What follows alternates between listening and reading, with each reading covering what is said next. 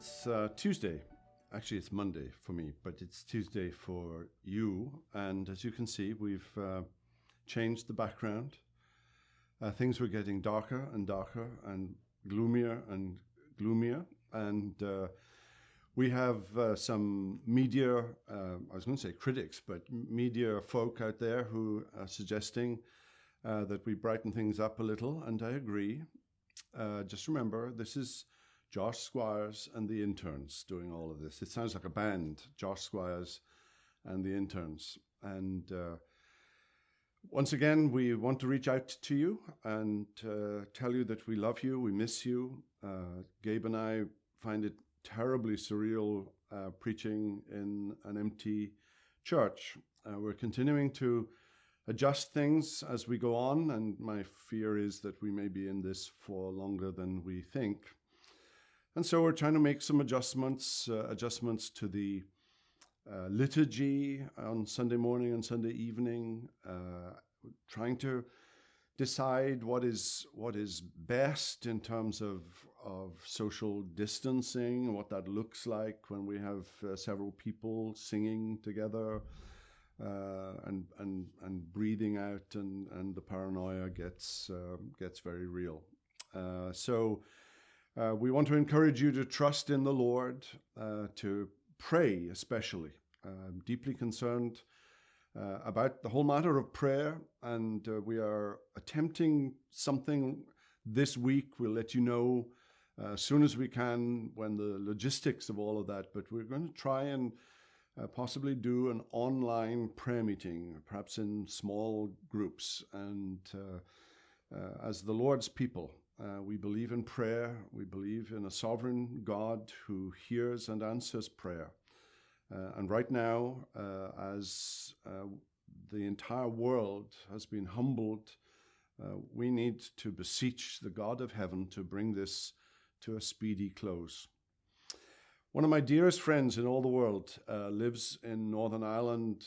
He is an elder in the church that I served there for 17 years, and we've remained good friends. He and his wife, I married them some time ago, and he drew my attention a few days ago to a text in the prophecy of Isaiah in chapter 26 and verses 20 and 21. Come, my people, enter your chambers and shut your doors behind you. Hide yourselves for a little while until the fury has passed by.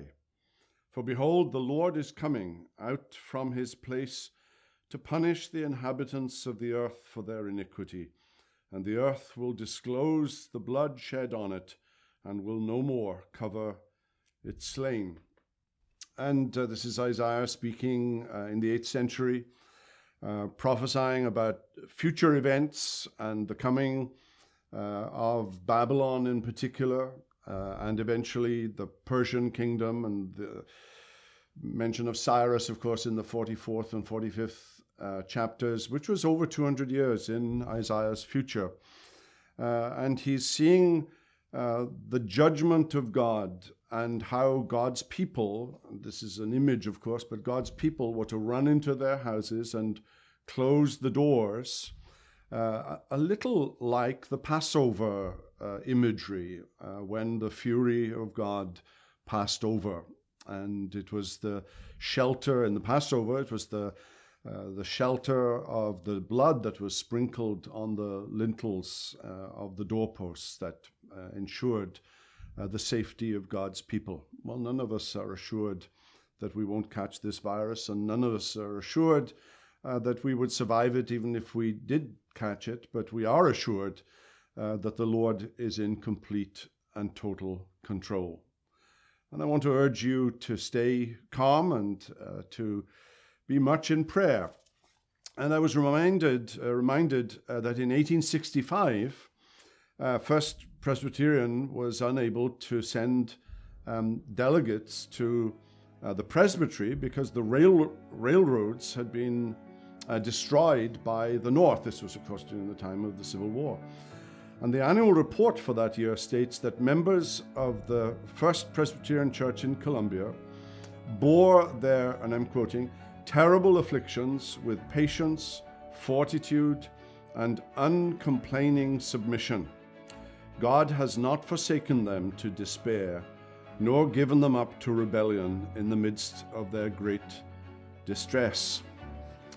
Well, we are in the midst of a great distress too, and may that be written of us in days to come, that we weren't given to despair, but that we pass through this period with fortitude and courage and conviction in the Lord's sweet and precious promises. God be with you. We hope you've enjoyed this video. If you have, and you want to make sure you get all of our content, not just videos, but podcasts and ministry updates, make sure you download our app. If you think you might have missed a video, click on our YouTube channel. A link should be down below. There you can see all of our videos, and if you want to make sure you don't miss anything in the future, hit subscribe. If you want to be one of the first ones to know when we release a video, hit that little bell icon. And if this video has blessed you, and you can think of someone else that it might help, use that share icon and send it to them. All, of course, for the edification of God's people and the glory of His name. Until next time, God bless.